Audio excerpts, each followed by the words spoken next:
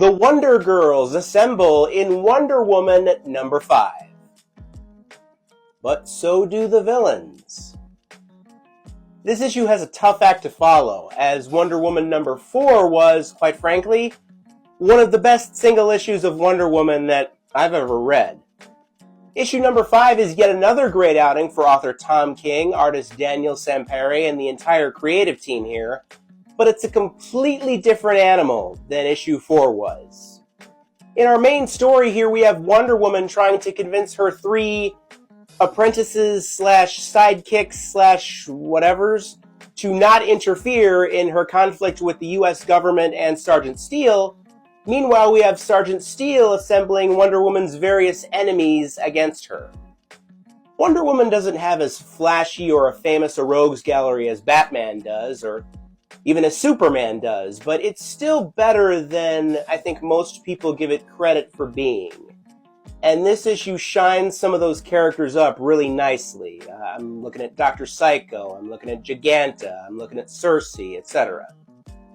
And by that same token, the 3 Wonder Girl characters, Donna Troy, Cassandra Sandsmark, and Yara Flor, all get spotlighted really nicely in this issue from a character perspective. Yara is the newest one, and I obviously don't have nearly as much experience reading her as I do the other 2. But is she always this smug? I mean, I feel like she's borderline arrogant in this issue. Is that how she always is? I miss Cassandra Sandsmark. She's kind of in that lost, forgotten generation of 90s Young Justice heroes. So it's really great to see her spotlighted in a high-profile book like this. But my favorite scene in this book is the one between Diana and Donna Troy. I'm not going to tell you what it is, but I'll tell you that it's unlike most, if any, Wonder Woman scene you've seen in recent history.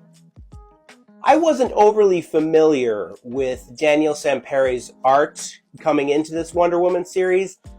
I think the only other book of his that I remember reading is Dark Crisis on Infinite Earths. But if he wasn't a star coming into Wonder Woman, he should definitely be a star coming out of Wonder Woman.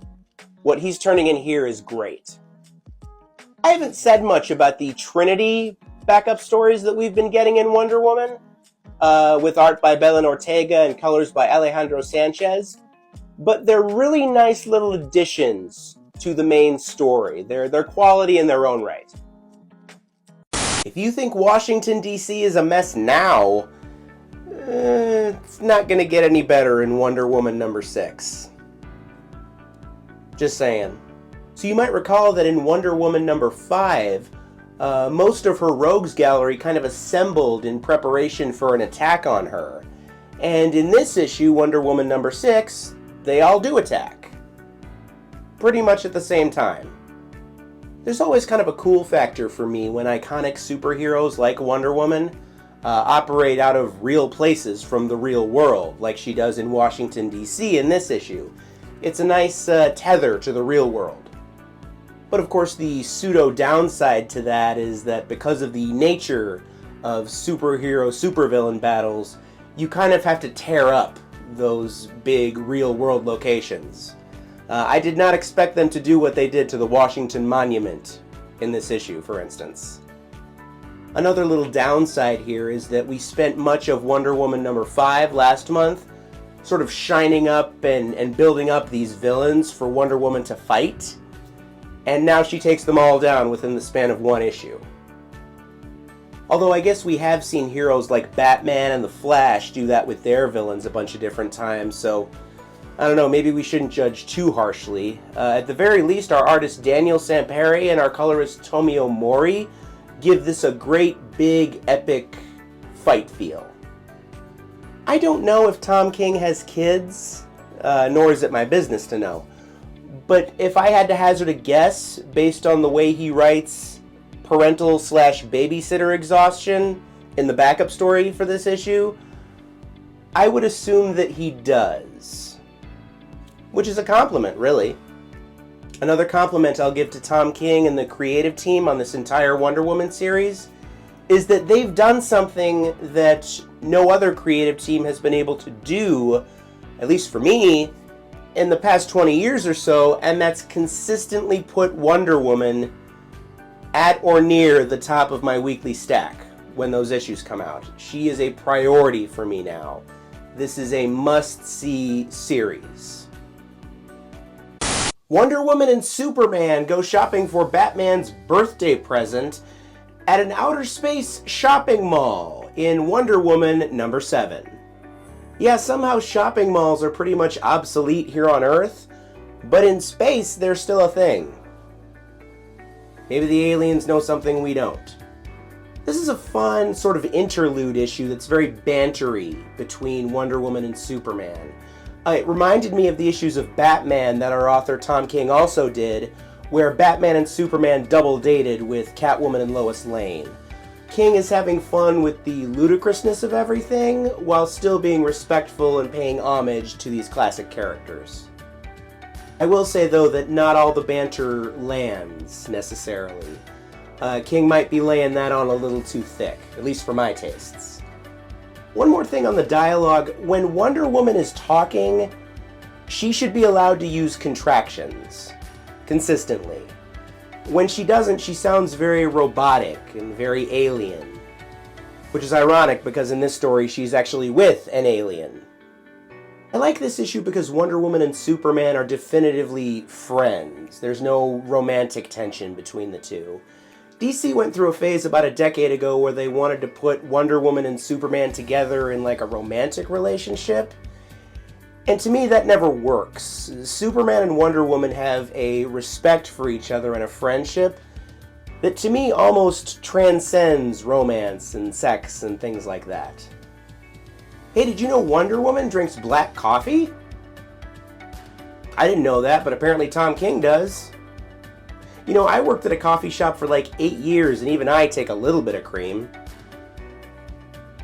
Wonder Woman number 8 is the kind of issue where if you ever get a chance to meet the creators, whether it's the author or the artist or an editor or somebody, you shake their hand and say thank you.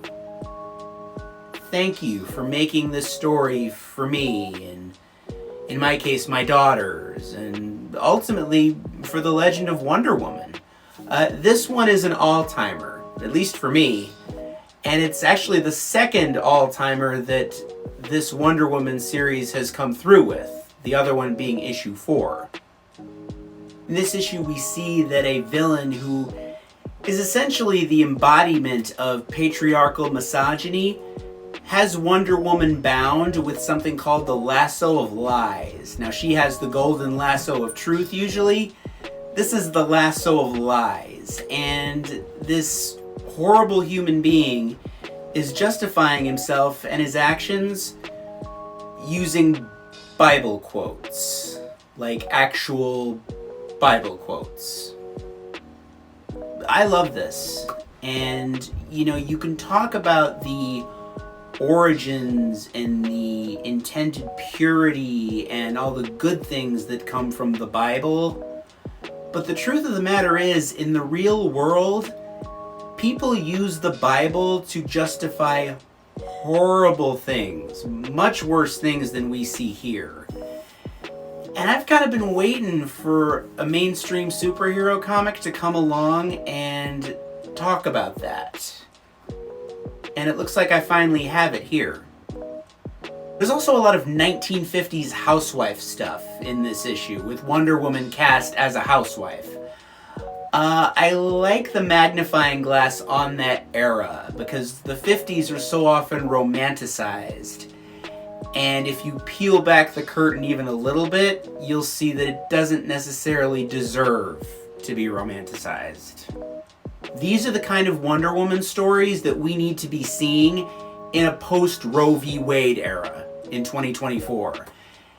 And these stories really work best with Wonder Woman. I mean, you can't tell this same story and have it be as impactful with, say, Superman or Spider-Man or whoever.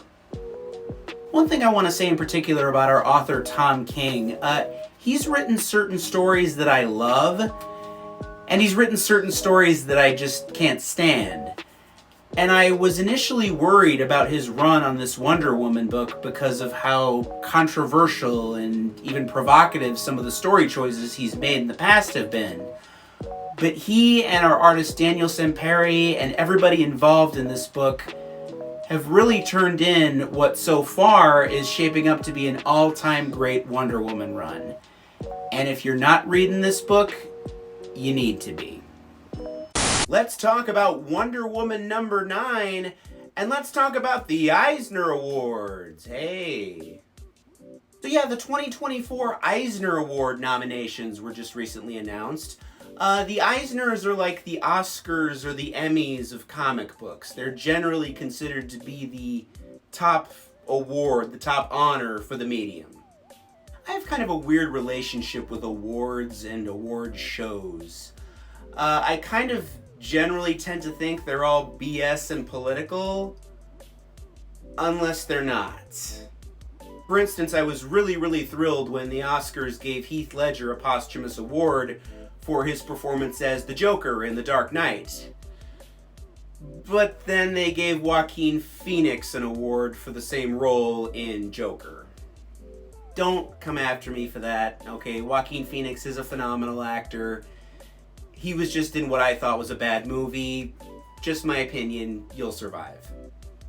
But yeah, this Tom King-led Wonder Woman series picked up 2 nominations, including one for Best Continuing Series. And this is an instance where the Eisners definitely got it right. This is shaping up to be, and maybe already is, depending on your viewpoint, an all-time great Wonder Woman series. The book also got a Best Short Story nomination for the backup story in issue 3.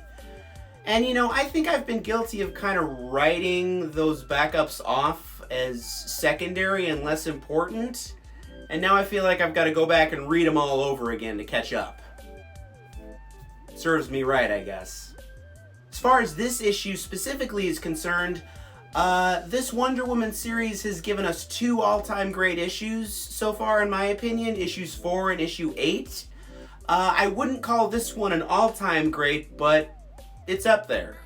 What I mean when I say that is that the story here is sort of an imaginary / dream sequence with Diana and Steve Trevor, and we get to see them in a variety of locations doing a variety of different things, and our artistic team really gets to show off their range, and the dialogue is great that Tom King writes, so the book is showing us why it's an Eisner nominee with this issue.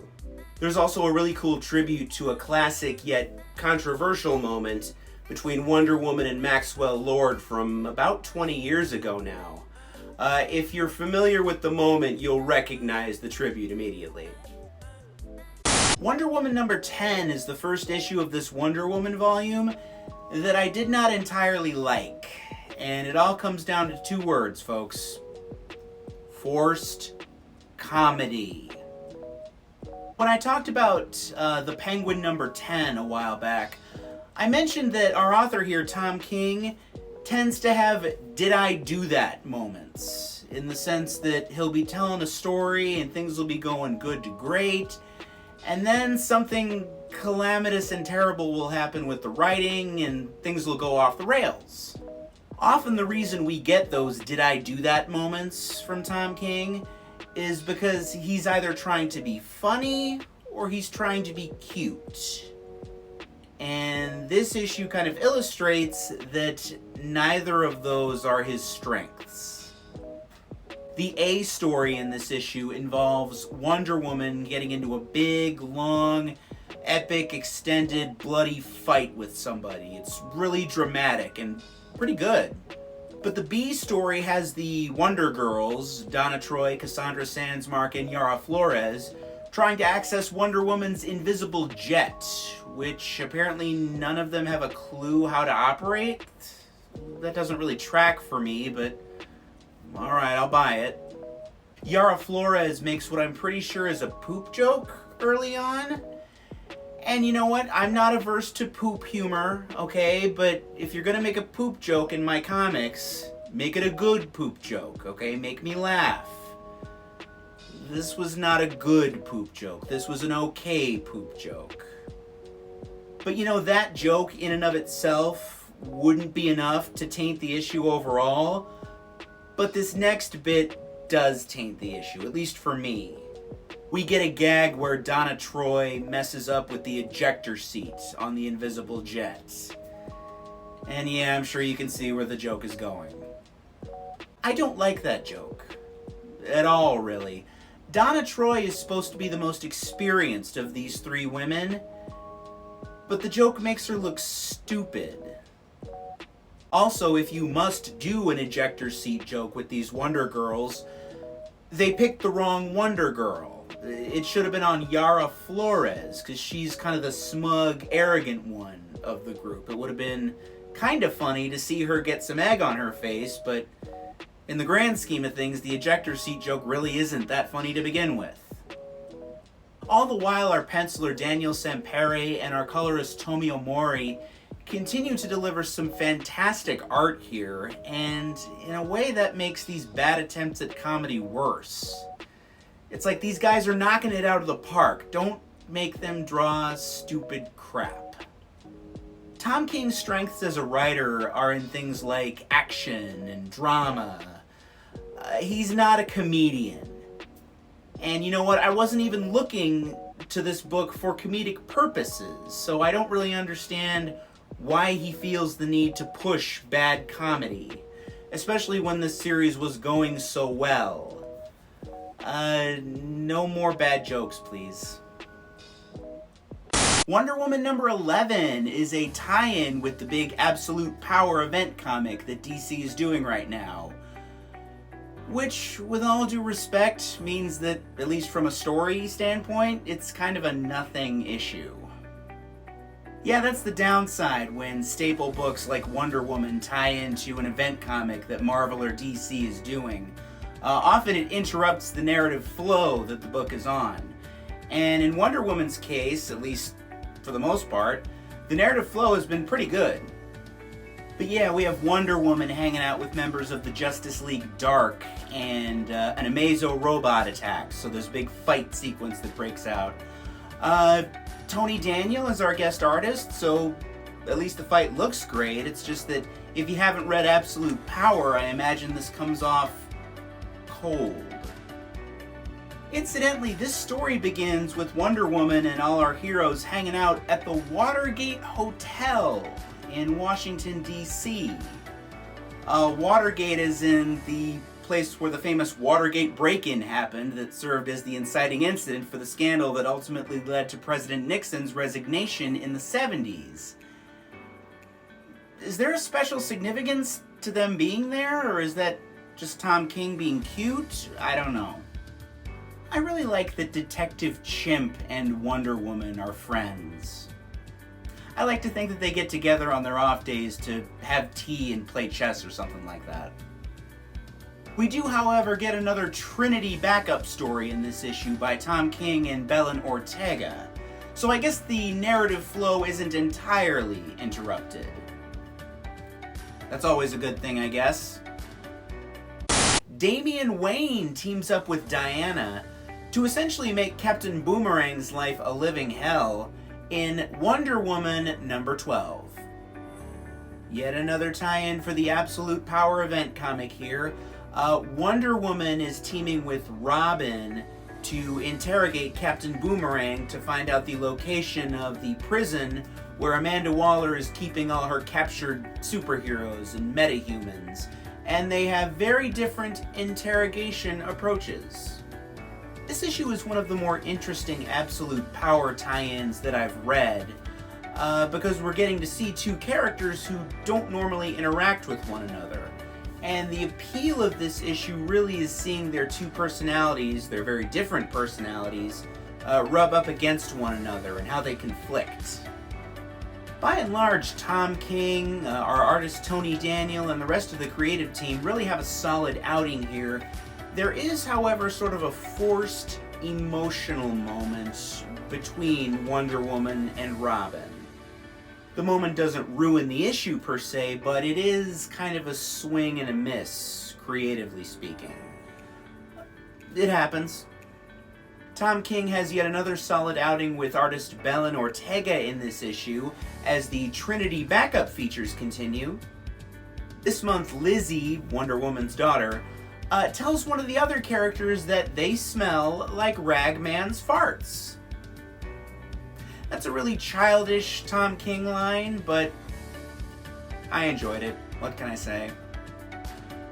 Wonder Woman and Steve Trevor team up with Robin to initiate a mass breakout at a prison for superheroes in Wonder Woman number 13.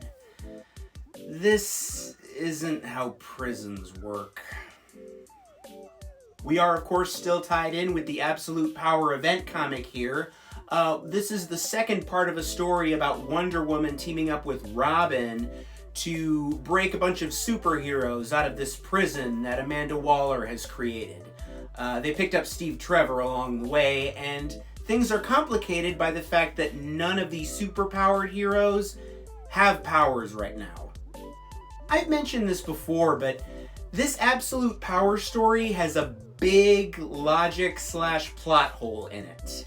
And unfortunately, this Wonder Woman issue shines a big light on it. As you can see by the cover, and here I'll zoom in so you can see it better, all of the various heroes that Diana springs from the joint, Booster Gold, Kid Flash, Impulse, Black Lightning, etc., they're all still wearing their costumes and their masks. Now, I've never been an inmate anywhere, God help me, but nevertheless, even I know that's not how prisons work. If you go to prison, they put you in a regulation prison uniform. Like if I become a serial killer who puts on a bunny outfit and bludgeons people to death with ceramic Easter eggs, when the police catch me, and they will catch me because I can't keep a secret worth a damn, they're not gonna throw me into a cell with the bunny costume on, okay? They're gonna give me a uniform. That's how prisons work. But yeah, all these heroes are still wearing their costumes and their masks, which from a story standpoint indicates that either this whole prison situation was done extremely hastily and thus not effectively, or whoever's running the prison, Amanda Waller I'm guessing, is incredibly stupid. Mind you, I'm not necessarily blaming our author Tom King or our guest artist Tony Daniel for this, because like I said, this was an issue on the main Absolute Power book too, so I'm guessing maybe they're just following that book's lead? And for the record, I do understand that keeping the heroes in their various costumes makes them more easily identifiable to readers, but nevertheless, no. It weighs the book down from a story standpoint. Figure out a way to deal with it. On a more positive note, the sort of third wheel dynamic between Wonder Woman, Steve Trevor, and Robin is fun. Like, it's not ha-ha funny, but it's amusing. I enjoyed it. Carrie Randolph steps in as the artist for our backup story in this issue, which is still centered around Lizzie, Wonder Woman's future daughter, and it kind of bridges the gap in a flashback scene between the main story in last issue and the main story this issue. I am still planning on going back and reading the various backup stories between this Lizzie character, John Kent, and Damian. DC, I think, has collected them in a couple of different issues. Something tells me they're going to be important going forward. Steve Trevor, Diana's longtime love interest, is murdered in Wonder Woman number 14. Yeah, I can tell you that because DC spoiled it when they released the preview pages this week. Didn't really see that coming, not sure if I should have. Either way, it makes things a little more interesting going forward. Naturally, Diana's reaction to Steve's death is an emotional one. She turns inward and even starts attacking herself. She calls herself pathetic. That side of the Wonder Woman character is compelling, especially in this instance. We're so used to seeing Wonder Woman cast as this figure of great strength, but even she has an insecure side. I like how our author Tom King uses Batman and Superman in this story. They come to Wonder Woman's aid like true friends, as they should. I love this page, Wonder Woman literally swimming with a great white shark. It's great in both premise and execution. My older daughter, who's 5, is really into sharks right now, and when I saw that page this morning, I had to show it to her. And she said, "That is the awesomest picture ever."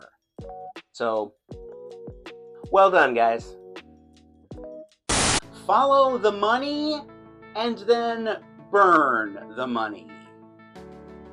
A dramatic strategy to be sure, but as we see in Wonder Woman number 15, it does work pretty well. So in this issue, Wonder Woman is with her infant daughter as the Wonder Girls are going after the bad guys' financial assets. Cassandra Sandsmark in particular does so in spectacular fashion. I tell you what, say what you will about our author here, Tom King, and I have, but I love that he's making such effective use of the Cassandra Sandsmark version of Wonder Girl. He's really done right by her, maybe as much, if not more, than any writer since Jeff Johns back in the mid-2000s. That said, Tom King's work with the Wonder Girls isn't flawless per se, but he does make really effective use of them in this issue. But yeah, Wonder Woman's daughter is officially a thing now, in canon, in continuity. We knew that was coming, though, if you've been paying attention to this book. It was probably inevitable that Wonder Woman would get a daughter at some point, or at least a child, period. Superman has a son, Batman has a son. It just kind of makes logical sense for Wonder Woman to have a daughter, I guess. Whether this ends up being a good decision or a bad decision will ultimately depend on how not only Tom King and this creative team use her, but subsequent creative teams as the years go by. Our backup story here sees Steve Trevor in the Greek mythological afterlife. That's kind of interesting. You know, getting back to the Wonder Girls, I really like this idea of them as a team. The execution in this book hasn't been flawless thus far, but I'd be interested in seeing more of them working together. And as you might have seen the other day when I talked about Black Lightning number 1, I basically pitched the idea of an all-black Justice League team. But you know, who's to say that Donna Troy, Cassandra Sandsmark, and Yara Flor couldn't be part of a young female Justice League team? And I mean, it doesn't just have to be them. You could throw Teen Lantern on there, you could throw Naomi on there, Cassandra Cain, although that might be a little confusing. But yeah, go the female empowerment route with the Justice League. They did a similar thing with the X-Men 10 years or so ago. It didn't last incredibly long, but they did it, and I appreciated it. Different takes on the Justice League don't always work, but they have worked. I mean, we've seen that with the Justice League International. We saw that with the Justice League Dark. And now that we've got this sort of Justice League Unlimited era coming up at DC, I really think that now could be a good time to try different things. I know there's a big portion of the audience that would call ideas like this too woke, and worst case scenario, you cancel the book, I guess. But I don't know. I mean, we are in the business of being creative here, right? Why not try something a little different? Just saying.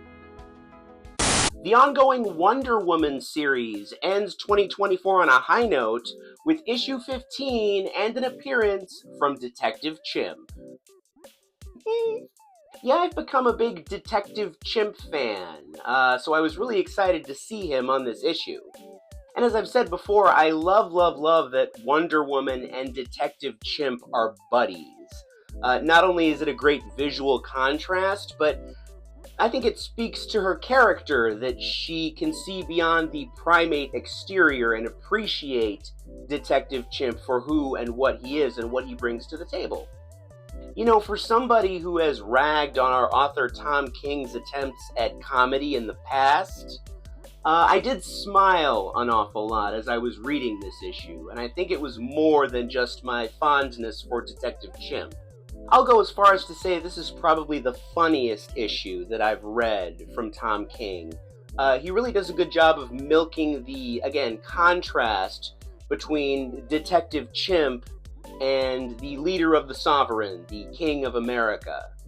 It's also interesting to me that he emphasizes the sort of Hugh Grantish, British nature of Detective Chimp. Oh, terribly sorry, I don't mean to interrupt, I'm just enjoying this banana.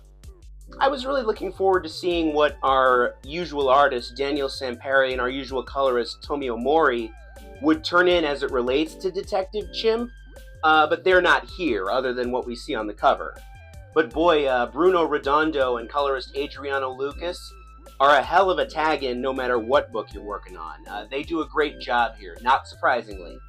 Our latest backup story by Carrie Randolph sees Jimmy Olsen fill in some of the backstory on the Sovereign and the King of America, our bad guys, basically. I guess in a perfect world, I would have wanted a Wonder Woman character to be in that role instead of Jimmy Olsen, a Superman character. But given Jimmy's job as a journalist, it makes sense.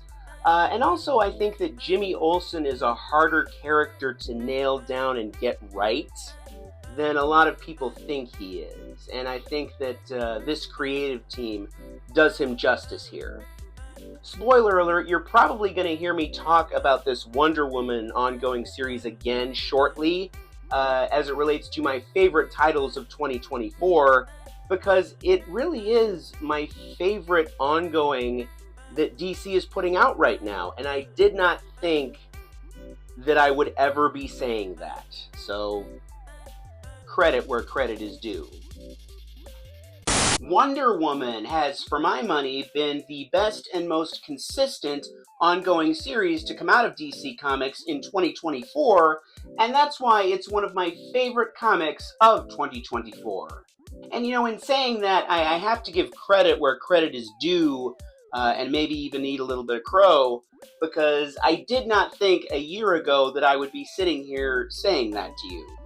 So we're specifically talking about Wonder Woman numbers 5 through 16. Our penciler and inker was Daniel Samperi, our colorist was Tomio Mori, our letterer was Clayton Coles, and our author was Tom King. When DC announced in 2023 that Tom King was going to be the author of the new Wonder Woman ongoing series, I kind of held my breath, and I don't think I was the only one. I've talked about this kind of thing over the course of the year, but Tom King has a tendency to make creative choices that either come off needlessly brash, or too cute, or too silly, or at worst insulting. Now, don't get me wrong, I think he's a great writer in general. I just think that he has a tendency to have these "did I do that" moments. And I was worried about what kind of creative swings Tom King was going to take on a Wonder Woman book. But I've been really pleasantly surprised. For the first time in the 20 or so years that I've been reading ongoing comic books, Wonder Woman has moved at or near the top of my stack consistently. No other creative team has ever done that, at least for me. Tom King's run on Wonder Woman hasn't been spotless. I'm mainly looking at a couple of the choices he made in issue 10 when I say that. But his successes far outweigh his failures on this book, as he's pit Wonder Woman against this old patriarchal group, the Sovereign. Issue 8, in particular, I thought was an all-time great Wonder Woman issue, the second all-time great Wonder Woman issue that this team has given us after issue 4 last year. In that issue, the leader of the Sovereign has Wonder Woman bound with the lasso of lies, in contrast to her golden lasso of truth, and he demeans her using Bible quotes. And I thought that was a really gutsy thing for a mainstream superhero comic to do. I mean, remember, DC is owned by Warner Brothers Discovery, which is this big conglomerate. I don't think Tom King has a great record with comedy, per se, but he did also deliver his funniest issue earlier this month with Wonder Woman 16 and a guest appearance from Detective Chimp. There have been a couple of tag-ins on the art this year. Guillaume March did an issue, and then Tony Daniel, I think, did a couple, and then Bruno Redondo just did issue 16. But our regular artist Daniel Sampere and our regular colorist Tomio Mori have really gone above and beyond in terms of giving us some beautiful, beautiful art on this Wonder Woman book. They make Wonder Woman very beautiful, obviously, but they also know their way around an epic fight sequence. Specifically, I'm talking about the battle in Washington, D.C. between Wonder Woman and her various villains. Between this ongoing Wonder Woman series and Absolute Wonder Woman, which just started, I truly believe that the Wonder Woman comic book product has not been this strong since at least the early 2000s when I started reading comic books. And because Absolute Wonder Woman is so new, the lion's share of that compliment really has to be bestowed upon this ongoing Wonder Woman book. So make no mistake about it, while I have been a critic of Tom King's, I can also come on here and say that he played a big role in making that happen. The first two trades for this Wonder Woman series are on sale now. The first one is titled Outlaw, the second is titled Sacrifice.